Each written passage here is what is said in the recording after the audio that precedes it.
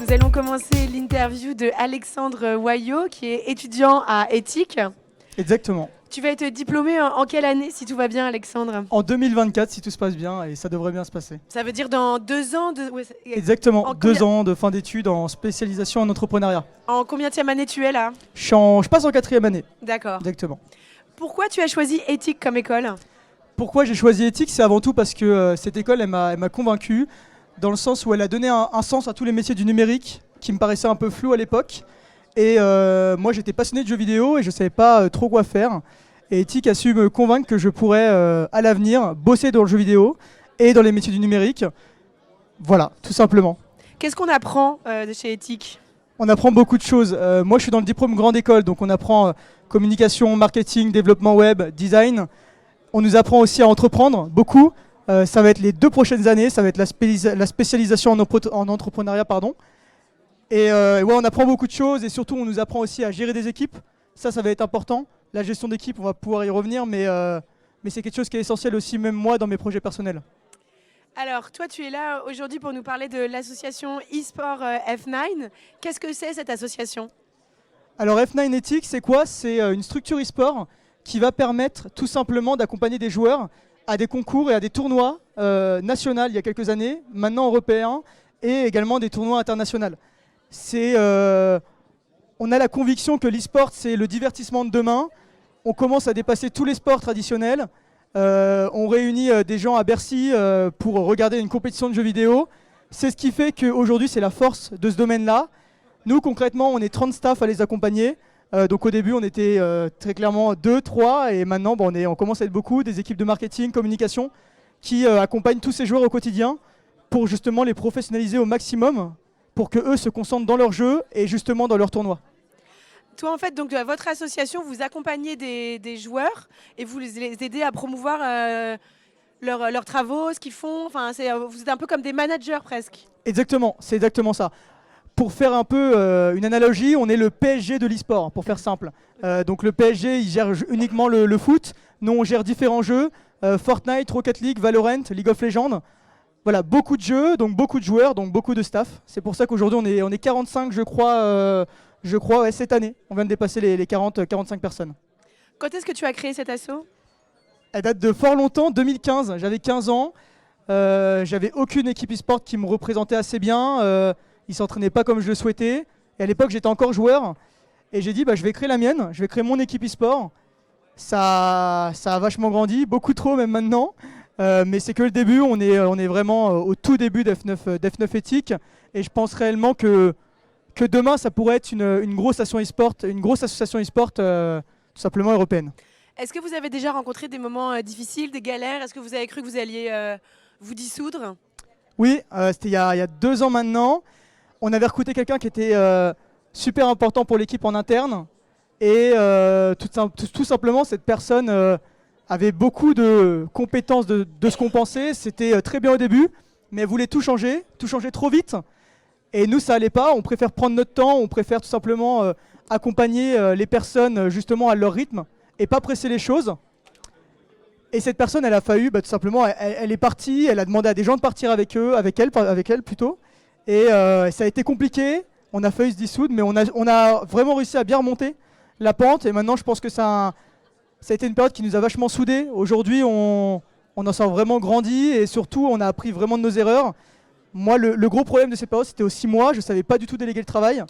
Je voulais tout faire, tout gérer et c'était pas possible. On peut pas faire ça quand on est 40 parce que sinon les personnes elles se sentent pas impliquées dans le projet et surtout elles se sentent pas essentielles au projet. Alors qu'aujourd'hui c'est même plus mon projet, c'est le projet de 40 personnes. Donc non, on est très fiers aujourd'hui de savoir déléguer le travail. Je suis très fier de savoir le faire aujourd'hui, mais c'était pas simple au début.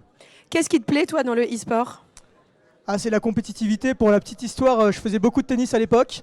Et j'ai eu une maladie, donc j'ai dû arrêter la compétition de tennis. J'ai dû arrêter le tennis et je me suis mis à l'e-sport pour retrouver cette hargne de faire des tournois, de faire des compétitions et tout simplement de voir aussi les projets grandir et grandir aussi dans les compétitions. Est-ce que vous avez déjà collaboré pour des projets professionnels en entreprise via l'association? Tout à fait. Cette année, c'est la première collaboration qu'on a fait. c'est avec Brainsonic. Ah bah on peut peut-être regarder la vidéo de démo. Exactement. Elle est là, ok, super. Brainsonic, c'est quoi? C'est une agence digitale basée à Paris, qui est l'une des plus grandes de France. Et on a retransmis sur Fortnite, pour ceux qui connaissent un petit peu, leurs locaux. Et on peut se balader vraiment à l'intérieur de leurs locaux, et c'est grandeur nature. Donc c'est-à-dire que c'est du 1 mètre par 1 mètre. Quand on est dans le jeu, dans les locaux, on a vraiment l'impression d'être dans les locaux de Brainsonic dans la vraie vie. Donc pour le coup, ça c'était un vrai projet. Ça a été beaucoup de travail, beaucoup de demandes. C'est Paul Gasselin qui a géré ça chez nous, et avec justement Brainsonic. Et c'était un super projet. C'est le début pour nous aussi d'une aventure vers le monde de l'agence. Donc voilà, un bon début, et surtout avec Brainsonic, c'était important. En quoi est-ce que être gamer, ça peut être un avantage dans le monde professionnel?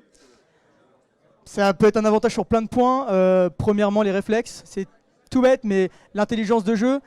Plein de parents disent qu'aujourd'hui, jouer à des jeux vidéo, ça rend bête. Pas du tout. Votre enfant, s'il est très bon sur les jeux vidéo, c'est qu'il est très intelligent. Parce que être dans le top 0,1% des joueurs d'aujourd'hui, c'est avoir un cerveau qui est extrêmement développé. On va pas se le cacher. Nos joueurs, ils sont extrêmement intelligents, extrêmement smart. Et il y a plein de nos joueurs d'ailleurs, certains de nos joueurs ont rejoint Ethic parce que justement, ils ont développé des compétences qu'ils ne pouvaient pas développer ailleurs. Ça nous apprend de la rigueur. Suivre des entraînements 5 jours par semaine, c'est pas donné à n'importe qui. Savoir travailler en équipe, écouter son coach, son manager. Voilà, c'est quelque chose qui ça apprend toutes justement ses convictions professionnelles. Et vous avez des joueuses aussi? On a des joueuses, on veut plus de joueuses également. On est pour justement développer cette scène féminine qui est, on va pas se le cacher, minoritaire dans le domaine de l'e-sport. Mais elle est en voie de développement, en bonne voie de développement, et on y joue un rôle dans le sens où notre but à l'avenir, notamment l'année prochaine, ça va être d'acquérir possiblement une équipe League of Legends, féminine uniquement, ou en tout cas mixte, pour tout simplement concourir dans les meilleures compétitions féminines, parce qu'aujourd'hui, c'est vrai que dans les très grandes compétitions, il y a beaucoup d'hommes, il y a très peu de femmes. Il y a un jeu où il y a une femme qui a été championne du monde, plusieurs, il y a eu les jeux de combat, mais il y a eu aussi Overwatch, et on aimerait retransmettre ça justement sur d'autres jeux. Ça va être important pour nous de développer cette scène, parce qu'on ne peut pas faire un monde avec que des hommes, ça ne marche pas. Qu'est-ce que tu veux faire toi une fois que tu seras diplômé? Bonne question. Non, très simplement, je veux diriger le projet F9 avec Paul et Philippe. C'est un rêve depuis que je suis gosse, maintenant depuis que je peux plus faire de tennis, et c'est en bonne voie pour que ça se passe, donc on croise les doigts, mais oui, développer le projet F9, ce sera plus qu'une équipe e-sport, on le sait maintenant. On va en faire une agence d'événementiel, de marketing et de communication, même de design. On a envie de faire de grandes choses, mais ça va pas être simple. On va sûrement se prendre plein de bâtons dans les roues, mais c'est pas grave. On tombera, on se relèvera, et je pense qu'on avancera avec Paul et Philippe. Merci beaucoup Alexandre. Est-ce qu'il y a des questions dans la... Ouais.